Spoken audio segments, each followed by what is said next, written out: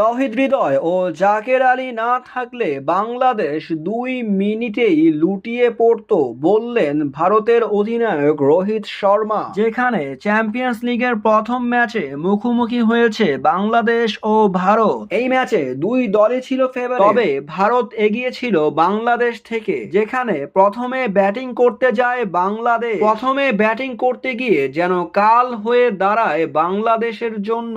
একে একে করে 5টি উইকেট পড়ে যায় বাংলাদেশের, যেখানে 50 রানেই অল আউট হওয়ার সম্ভাবনা ছিল। সেই ম্যাচকেই টেনে তুলেন তাওহিদ হৃদয় ও জাকের আলী। জাকের আলী এই দিন 68 রান করেন 114 বলে, এখানে তিনি 4 মেরেছেন 4টি। অন্যদিকে সুপারস্টার হয়ে উঠেছিলেন এই ম্যাচের তাওহিদ হৃদয়। তাওহিদ হৃদয় এদিন আন্তর্জাতিক ক্রিকেটে নিজের প্রথম সেঞ্চুরিটি করেন। তিনি 118 বলে 6টি 4 ও 2টি ছক্কা মেরে 100 রান করেন। তার এমন ইনিংস দেখে ভারতের রোহিত শর্মা তাকে নিয়ে একই বললেন, বাংলাদেশকে আমরা প্রথম থেকেই চেপে ধরেছিলাম, কিন্তু হঠাৎ করে তাওহিদ হৃদয় ও জাকের আলী দাঁড়িয়ে যায়। তাদের ব্যাটিং ছিল অসাধারণ, তাদের জুটিটি ছিল অকল্পনীয়। তারা এই ম্যাচকে অনেক আকর্ষণীয় করে তুলেছিল।